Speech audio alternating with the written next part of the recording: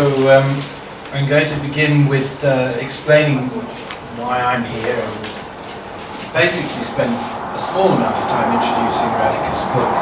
Radhika and I are joint editors of a book series, so there are four books altogether, and Radhika's is one, and the series is called The Future of World Capitalism. The first was called The Birth of Capitalism, and we understand the purpose of this invitation is so that you can help us write The Death of Capitalism. But we are not yet there.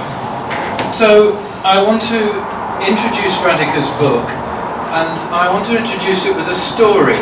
Now, I don't know how familiar people in Russia are with a book and a film, an American book and film called The Wizard of Oz. This was a very famous book written in the 1930s by an American author who said that he wanted to write the first truly American fairy story. And it was made into a very famous film with Judy Garland, and in the film with Judy Garland there is a very famous song, and the song is sung when Judy Garland, who's then a little girl, kills the most evil figure in the whole of the film, who is called the Witch of the East. And everybody goes around and sings, "Ding dong, the wicked witch is dead." Ding dong, the wicked witch is dead. Anyway, they all sing this, it's a Disney song. So when Margaret Thatcher died, there were two celebrations. One was a very big state funeral with very many heads of state, very many people saying what a wonderful woman Margaret Thatcher was. The second celebration was that the song, Ding Dong the Wicked Witch is Dead, went to the top of the pops, the popular songs in Britain, in 1 week. People held street parties and celebrated that Thatcher was dead.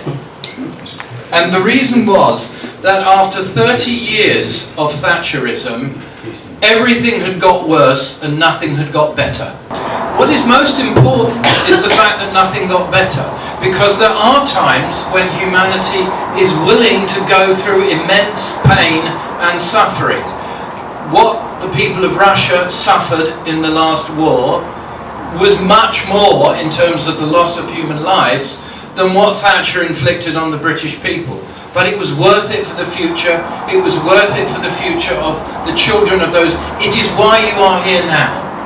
So Thatcher and neoliberalism have inflicted 20 years of pain on the world, and at the end of those 20 years, things are worse than they were before it began. Now, why is that important? For two reasons. Firstly, anybody who tells you that more neoliberalism is going to make things better is crazy. And I mean crazy in the sense that anybody who looks at the world should be able to see what 20 years of this have done, and can see that nothing has got better, and can see that at the end of all that, where are we? We are now in the 7th year of the worst crisis since 1929, and possibly before then. At moments like that in history, two things happen. One is that you have what I define as the invisible hand begins to shake, and people see the arm behind the hand. Just like in The Wizard of Oz, they see that behind the big figure of the Wizard of Oz, there's really just a little old man pulling levers.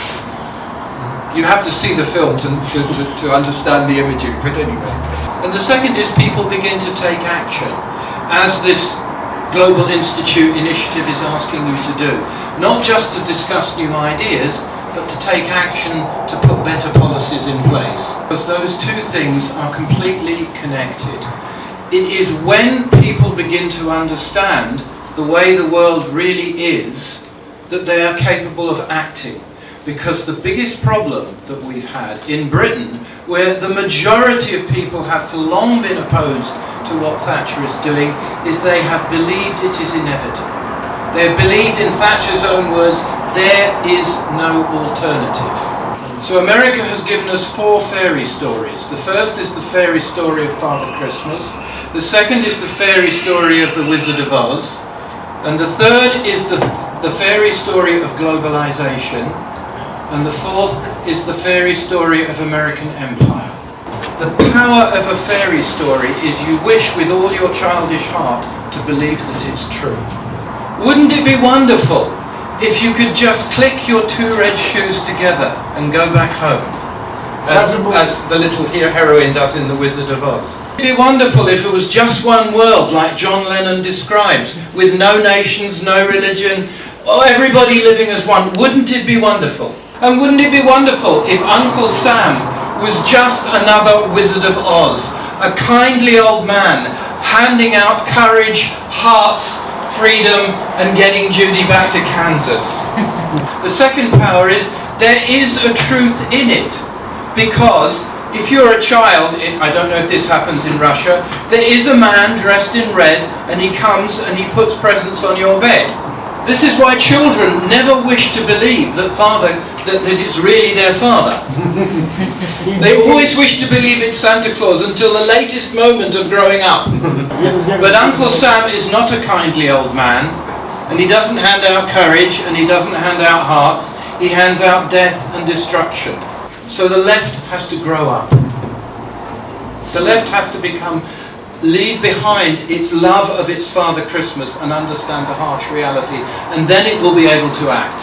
And the purpose that brought us to write these books was just to get people beginning to unveil the myths. And unveiling myths is, I'll finish on this, just that little bit more difficult than doing what the Marxists of the West Coast of America do, which is they say, you have been told a lie and we're going to tell you the truth. All they're saying is the last Wizard of Oz was not a good one, but I am the best Wizard of Oz. These are critical books. What do I mean by critical?